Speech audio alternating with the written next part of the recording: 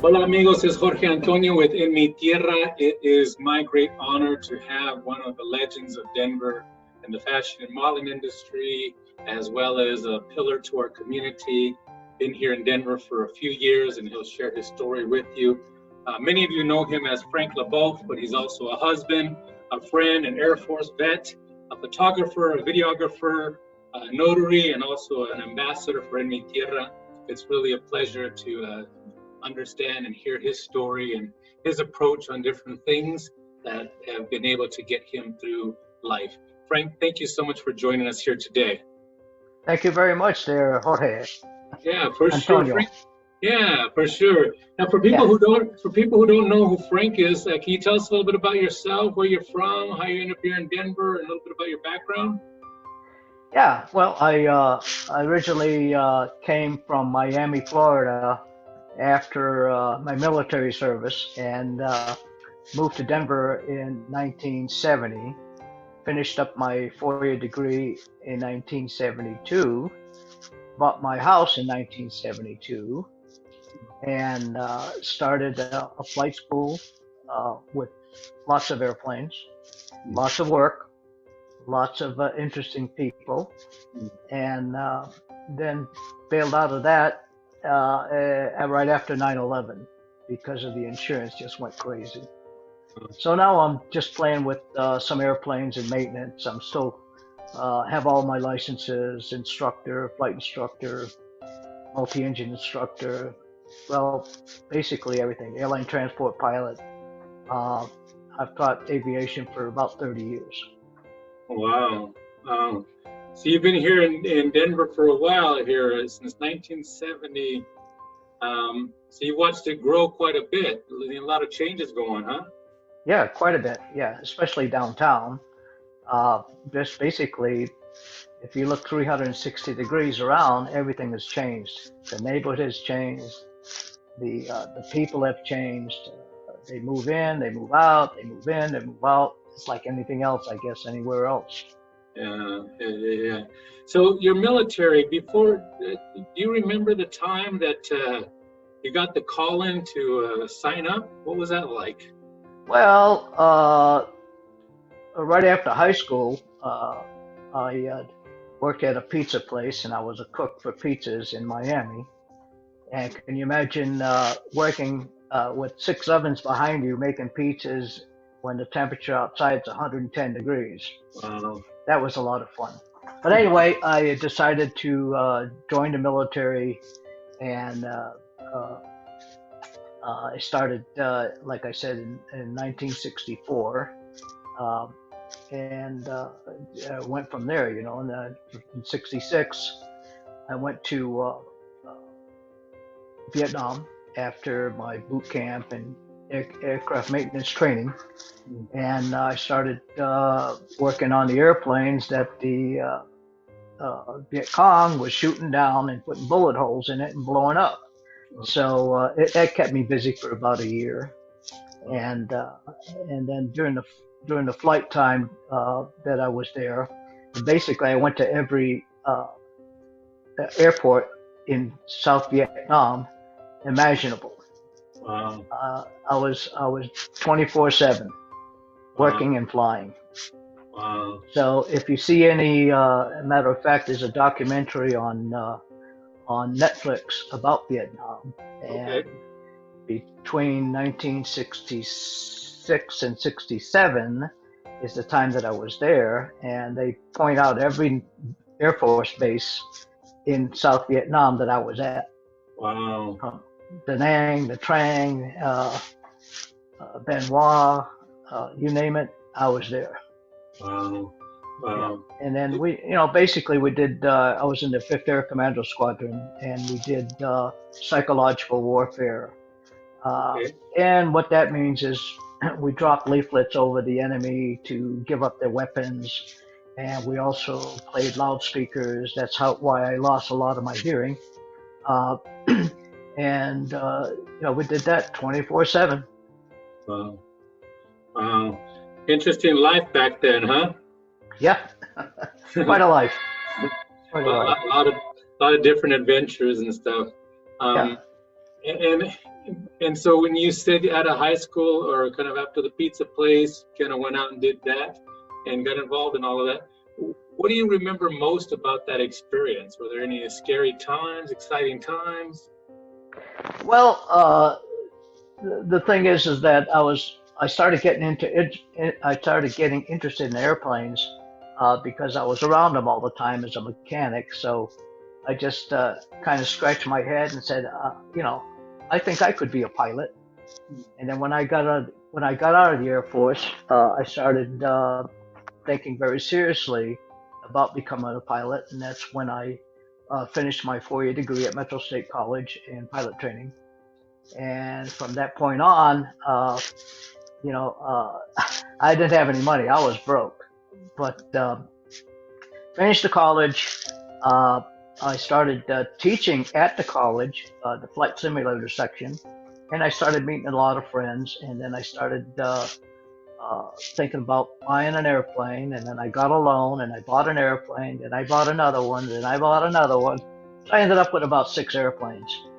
And then I started the flight school at that time, and I closed the flight school down in about right after 9/11. So I worked on all my licenses while I was in college. I got them all, and now I'm just kind of photographer. Yeah, wow. So what fascinates you about flying? What is it about it? Well, it's the freedom. Basically, it's the freedom, and when you're above the earth at 10,000 feet, you can see everything. You can see very, very far. If it's a nice day, if it's not a nice day, you can't see anything.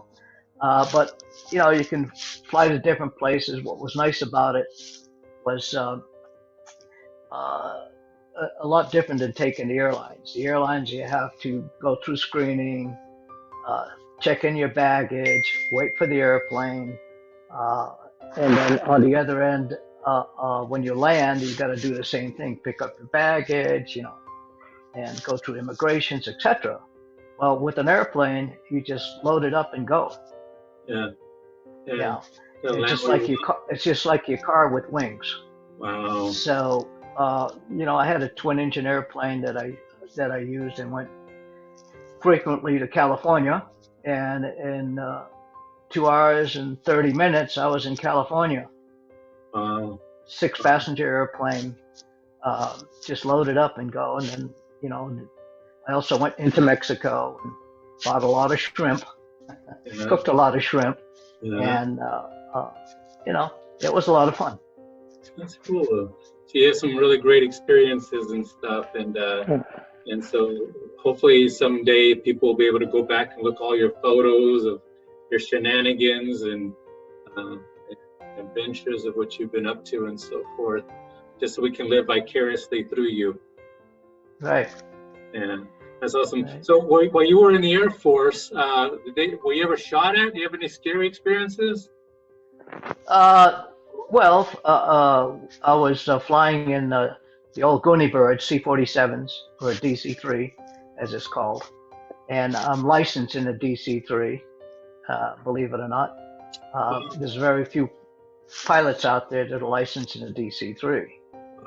Okay, and while I was in Vietnam, flying, we did helped out the military, the Army, the Marines. With helicopter assaults, kick flares out the window so you can see at night, and the night turned into daylight. Went over some of the jungles that was sprayed with Agent Orange, and that stuff is very powerful. And it takes about a day, and it takes out all the leaves out of the forest, and all you do is see sticks. Wow. So with that, we were flying at 1,500 feet, looking for the enemy. Picked up a couple of small arm fires up to the airplane. Called in artillery, or called in the jets, or called in whatever it took to knock them out. Wow. And then we did that 24/7. Wow. Yeah. It's interesting how how war is? Or did they give you a different perspective on life, war? What did you think? Well, when you're young, you have very little perspective. You know, uh, when you look out the door of the airplane and you see all this stuff, it looks like you're watching a movie. You just can't believe it. You just can't believe it. It's just, um, it's just incredible. Uh, then, when you get out and you look at the videos on Vietnam and you go, wow, I was there. I can't believe I did this. It was like absolutely incredible. It's just like watching a movie in a theater. You Yeah, just can't believe it. yeah.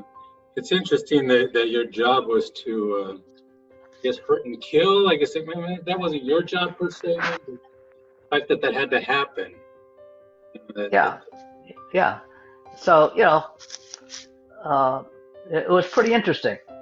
You know, Yeah, the hard part about it is you didn't know who the Viet Cong were because you had Vietnamese regulars and Viet Cong, and they were all Vietnamese, and they're all intermingled.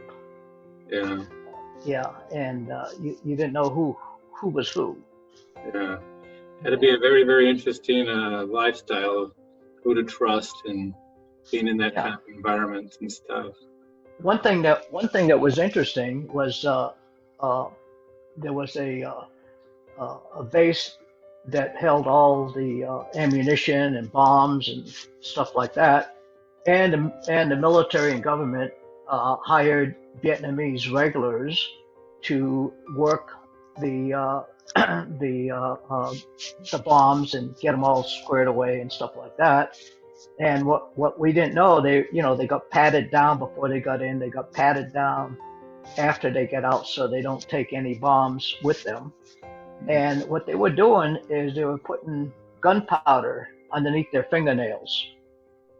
And when they went up to get frisked, they didn't realize that. So there was hundreds and two hundreds people working there. So at home, they scraped their fingernails and made a satchel with gunpowder and blew the whole uh, artillery thing up. Wow, Yeah, yeah. wow, I mean, everything shook. wow, Everything. It was like the atom bomb going off. wow. Just from fingernail dust, or how'd that work?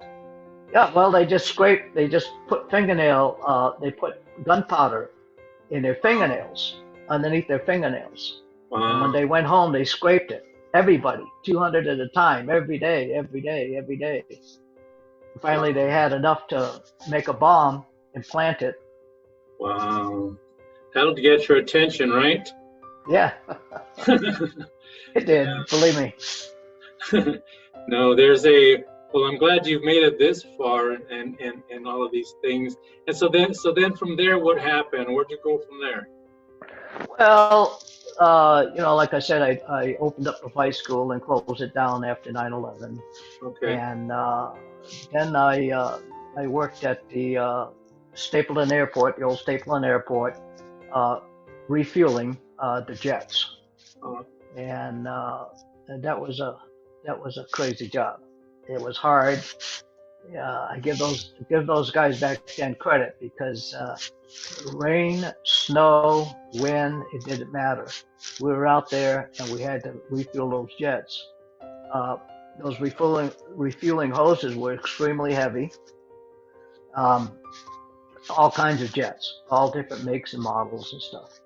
And for the airlines, United, Continental, all of them. And I did that for about a year to a year and a half, and then decided to uh, get into photography. So I did that, and also at the same time, I went into the public school system and became a teacher of aviation. So I work with high school kids and adults, teaching them aviation. And then I also was teaching a vocational school to aircraft mechanics, aircraft maintenance guys that wanted to be aircraft licensed or certified mechanics. So I did that for quite a few years also. Yeah. So this was day and night. Mm. You know, Yeah. I had the day was pilots, the night was mechanics. So it was a long day for me for Yeah. many years. So now I can understand why you want to take it a little more easy because you put your time in, huh? Yeah, the only thing that hurts now is my finger when I hit the trigger on the camera. Yeah, that's good. That's good. So you mentioned the photography. How long you been doing that, and why did you decide to pick that up? Well, long story. My stepfather was interested in photography. As a matter of fact, he worked in the projection room in movie theaters. And when I was very young, he used to clip some film clips and give them to me. It was like a slide. So he goes, Frank, look at this. And I looked at it and I'll be go to hell. You know, I had people on this film strip. I couldn't believe it. Yeah. So then he started, you know, doing uh, photography of me and whatever, and didn't know anything about it. Yeah. So I think that's what triggered me off to get into it because, you know, it's very creative, keeps your mind going, and I started and bought my first camera when I was in the Air Force.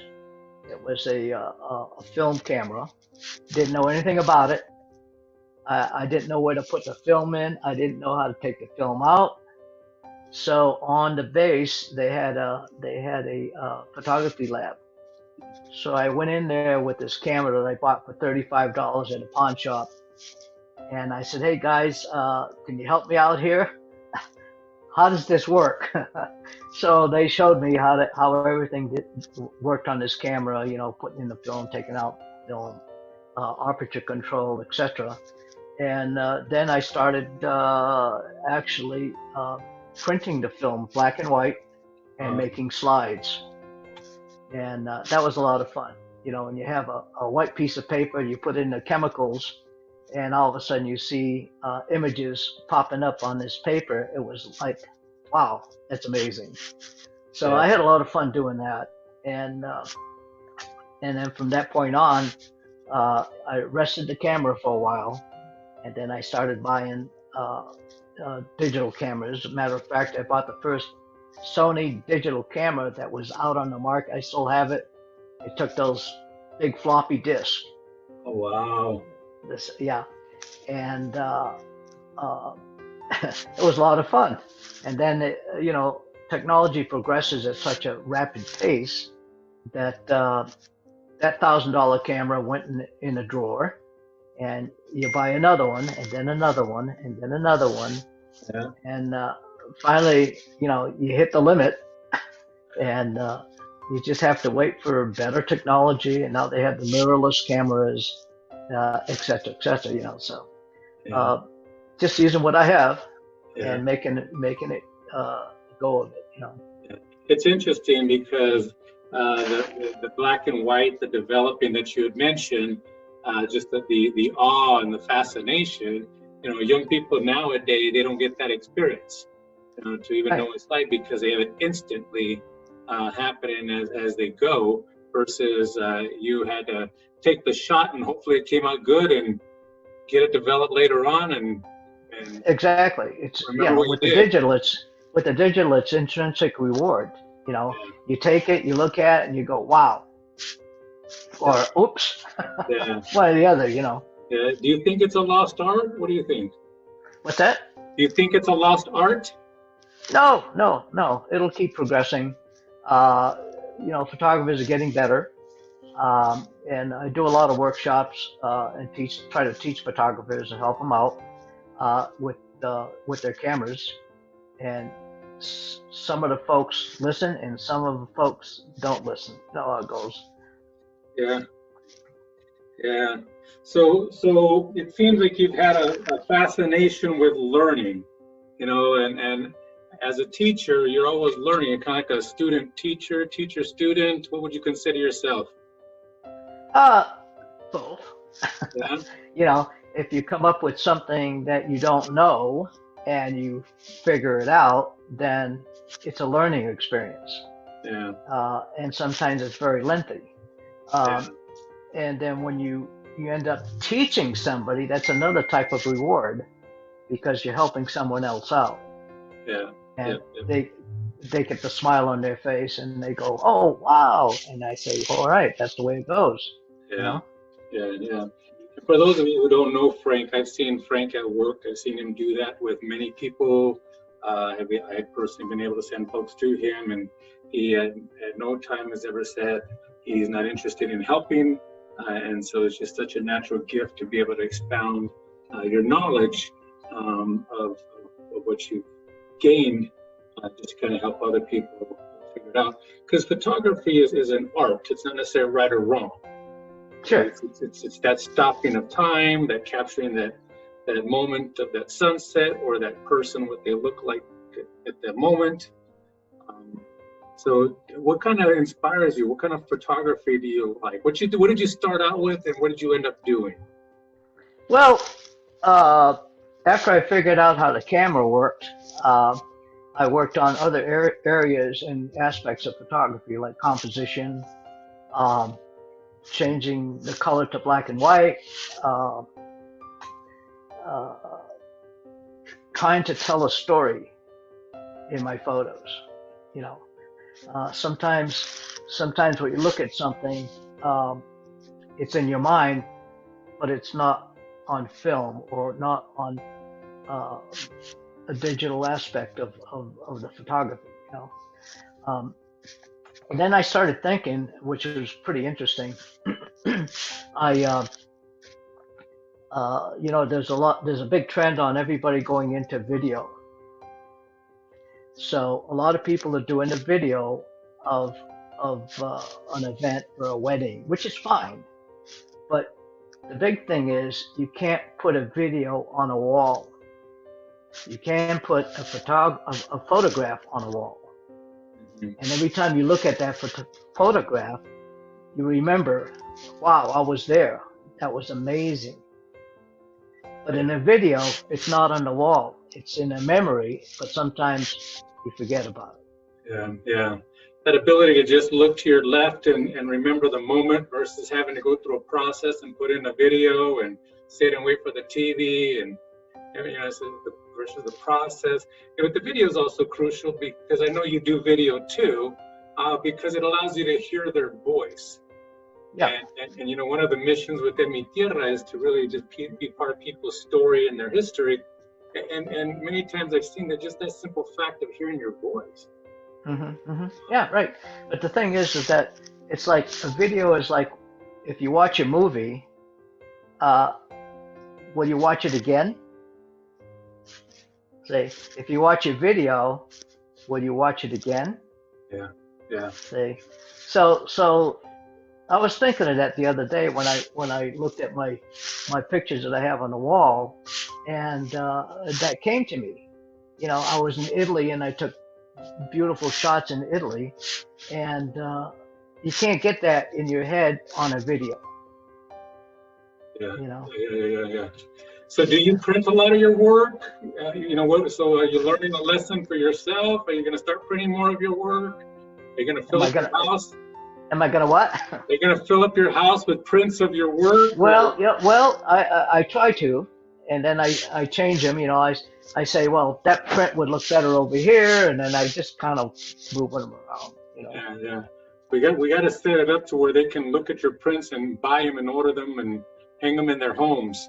There you go. You got a lot of great work and stuff like that. And so in the military, so now what kind of photography are you into, and why are you into that? Well, like I said, I like to help out people. Models, they need a lot of help. I like to do fashion shows. Fashion shows are very interesting because it's not only, you're not only watching the models walk on a catwalk, but you're also looking at the designers' work. You know, when they walk down the runway, and a lot of people just don't realize how much work it really is. Designing clothes, getting the model, putting the show on, the lighting, the photography, everything. You know, there's a lot of work goes into it, and sometimes you don't even get a thank you. You know, but anyway, that's creativity, and that's basically it is what it is. You know, but you know, I've been doing a lot of model shots, but I've been getting a lot into macro photography with flowers. I've been thinking a lot about doing real estate photography, and that's a lot of people think that's easy, but it isn't easy. It's very difficult. It's very creative. Where you put the lights and how you change everything around to make a listing of the house, inside or outside, phenomenal. You got to catch the interest of the buyer, and if you don't, it doesn't get listed, it doesn't get sold. You know. Yeah. So how did this Air Force guy, Vietnam vet, end up in modeling? With photography, you know, and talking to other photographers, and I started off with a meetup group. I joined a meetup group, and then I started meeting a lot of photographers, and then they started asking me questions on how'd you get this and what's your camera setting for this, and then I said, well, you know, I thought you were a photographer. So I ended up having to help them out on settings. And these guys would come in with big, fancy $5,000-$6,000 cameras, and they're asking me questions. So I got a kick out of it. Yeah. You know. That's good. That's good. And so, what kind of things inspire you? What inspires me? Oh, I don't know. Good health. Good loyal friends. Yeah. Good food. And happy times. You know, I do a lot of traveling. Yeah. And I love to go on cruises, but right now, cruises are a no-no. You know, I've been on, I think, probably 18 cruises. Yeah. All over the world. So. Is there a place that you haven't gone yet that you want to go to? Any place? Any place that you've not gone to that you want to go? Well, I think my wife and I probably want to go to like Tahiti. Okay. Polynesian islands and stuff like that, you know. Just on the other side of the pond? Yeah, I like the different cultures. You know, they're interesting. It doesn't matter what culture, you know. It's just they're interesting, and I like to photograph them as I walk through the town, and you know, Italy was fascinating, Spain was fascinating, Portugal was fascinating. France was fascinating. They all have their different things. London was fascinating, and they're all different. Yeah. Do you have a place, a centralized place that people can go and see all of this work, all of these photos of the Eiffel Tower and the flowers, and the models? Do you have a website, or how can folks come? Have you put them all together yet? Maybe we got to talk about another day, you and I, to put all your stuff together. Well, you know, I take them all. I take pictures of all things, you know, and sometimes I'll print them, sometimes I won't. Sometimes I'll hang them on the wall, sometimes I won't. The thing is, if you keep them in your computer, you forget about them. You know, they on the wall, you can look at them, and you have a memory, instant memory of where you've been, when you took it, etc. Yeah. So, you know, I like to put photographs on the wall and change them around. Nice. Yeah, it's interesting. Yeah.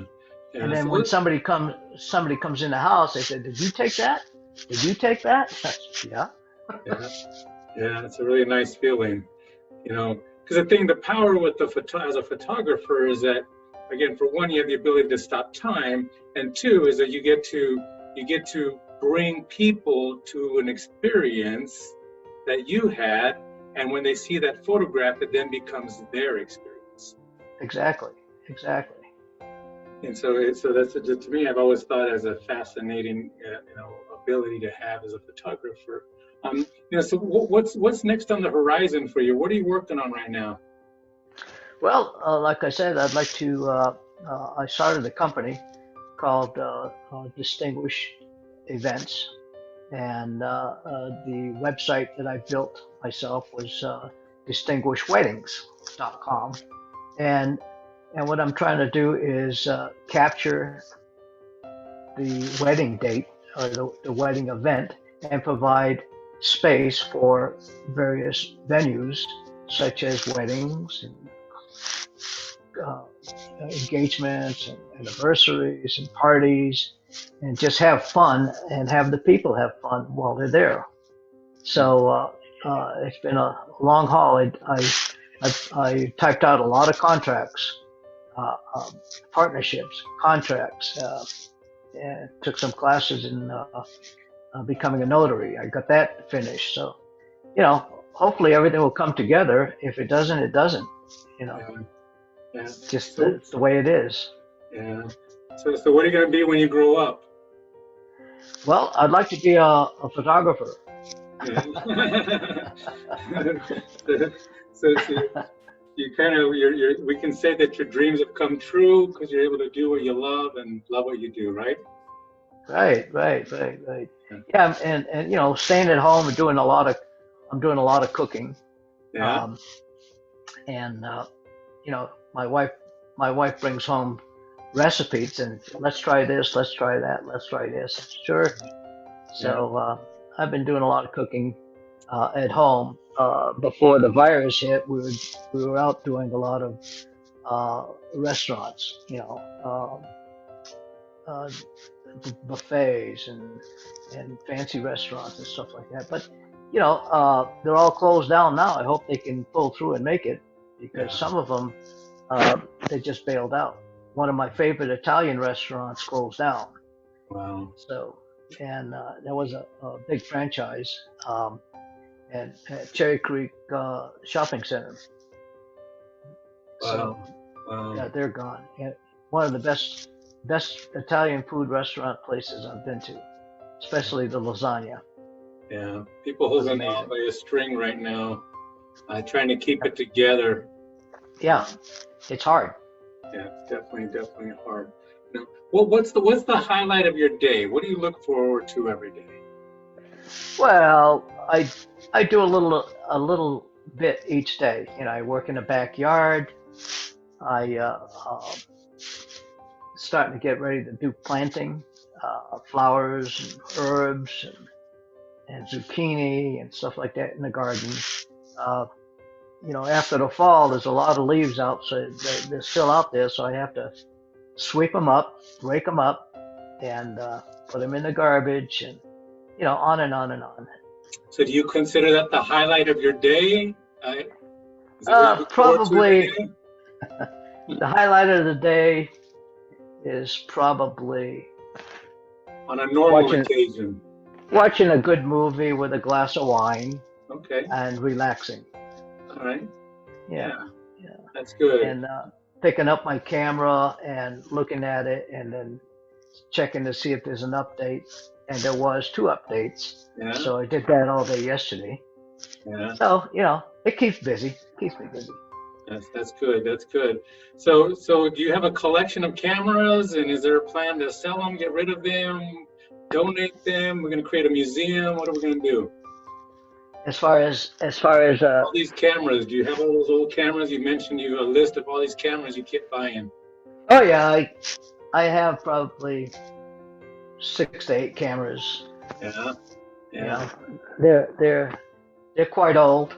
Yeah. I have probably 3 or 4 movie cameras. They're very old. Wow. My latest one is about 10 years old. Okay. So. Yeah. And one that I have is probably 30 years old. A video camera. So, keep them around for memories, I guess, or boat anchors. Yeah. Well, at this point, you should probably just take some sexy pictures of those. Yeah. Right. For some photographers and videographers, that might be hot. To see something, good looking camera. Now, like you're getting into the Zoom, and so am I. because that's the latest trend. Um, the uh, uh, the big thing is getting everything set up correctly to where it's almost like a studio, you know. And that's the hard part. And then, like the program OBS is really good. It handles all platforms. And once you learn that, then Zoom becomes very easy. Yeah. Zoom is very easy. Yeah. No, I'm talking about your old cameras to do a photo shoot and start taking pictures of the old camera gear. Yeah, I can do that. Yeah, I say because that would be pretty cool to hang on the wall. I'm sure some other photographers and groups would appreciate some of Yeah. those old cameras you got, especially that Yeah. 30-year-old one. Yeah, that put them on a shelf in the studio. Yeah. Something like that, maybe. Yeah. That's display what I was some. thinking. Yeah, it'd be Thinking fun of doing stuff that. like that. We gotta talk about a place to create a website for you so that people can go see all your old work. Any Vietnam photos, any just things that about your life story and stuff. And that's kind of what fascinates me every time I go and read some. Yesterday, I went walking around the park and saw some statues and was able to read a lot of the plaques that they have. And as a photographer, you're just making up plaques everywhere you go. You're leaving plaques. But like you said, if you can't get it off your computer, we can't all enjoy it. Right. So hopefully we'll get your stuff out soon so that we can see it. Now, if people wanted to follow your work or get involved in what you're doing, how can they find you? Well, I try to stay hidden. A hidden gem. Yeah. And I don't go on Facebook very often. I don't post hardly anything anymore. The people that know me, they know me. They know how to find me. Yeah. And I work with a lot of models and a lot of photographers, and I'm busy with my magazine. Yeah. So, I'm on Facebook and I'm on Instagram, F Leboeuf on Instagram. Yeah. And for people who don't know, you have Mock Magazine, which is Models of Colorado. That's correct. Yeah. So any models who have interest in being published, reach out to Frank as well. Yeah, a lot of models want to be published, and most of them do. Some of them don't. Yeah. But if they do, I help them out. Yeah. And we take photography in the studio of them, and then post them or outside. It doesn't make too much difference, Yeah. The problem with the magazine is that if a model has a photographer that she likes the photo from the photographer, well, I have to get permission, or she has to get permission from the photographer in the form of a letter saying that it's okay to use my photograph, and that takes time. That takes time. So sometimes that happens and sometimes it doesn't. So. Yeah. Awesome. And we'll put up some links to where they can find you on Instagram, on Facebook, on any other websites that you might have to be able to connect with you. Exquisitepictures.com. Like I said, the Instagram is F Leboeuf, Leboeuf, on Instagram, and then Mock, MOC, on Facebook. Yeah. So that last name, Leboeuf, where does that come from? Is that French, Italian? Yeah. Well, my dad, who died when I was very, very young, was Canadian French. And a lot of people say, Leboeuf, are you from Louisiana? I go, no. Try South America, and there's a lot of Leboeufs, I guess, down in Louisiana area, but I don't know any of them. Yeah. Well, Frank, I appreciate you sharing your story with us, and you've been able. Is there any advice that you would give to a 19-year-old Frank as we're kind of wrapping up? What would you say to that guy to kind of either give him some peace of mind, maybe some direction? What would you say to that guy? Right.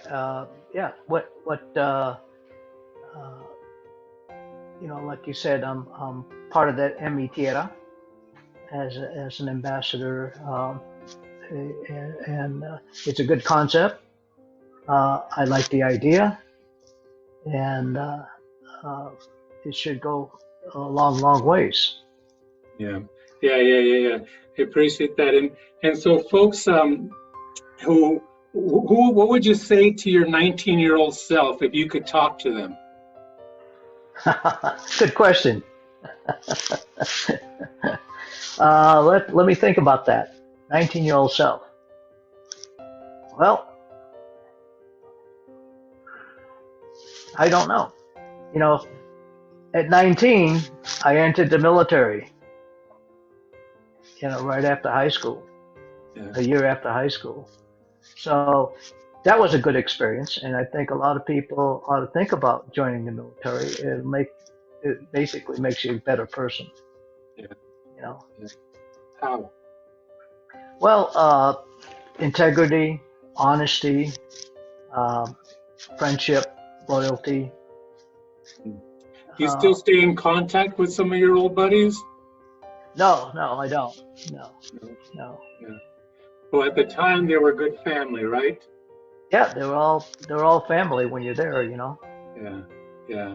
And things change as we grow and as we go and as we move on to other things. Exactly. Yeah. Is there anything else that you want to share with the with your family, friends, and fans before we close out our time? No. I mean, uh, it is what it is, and I'm just happy that you contacted me for this interview, and I appreciate that very much. Yeah, no, I appreciate you. And I know you and I have a lot more adventures in store for us. And so we'll just keep going at it. And if you want to follow Frank and his work and stuff, reach out to him directly. You can see that he's not as scary, but he's actually somebody very, very approachable, a teacher, a mentor, a friend, a husband. And so, Frank, thank you so much for letting us just have a little bit of insight into your mind and into your heart. My friends, this is Frank Leboeuf. This is Jorge Antonio with En Mi Tierra. We'll talk to you soon. All right, thank you.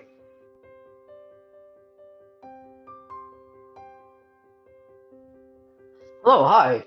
My name is Frank Leboeuf, and I appreciate you taking the time to watch this video. If you want to see more, subscribe to this channel below.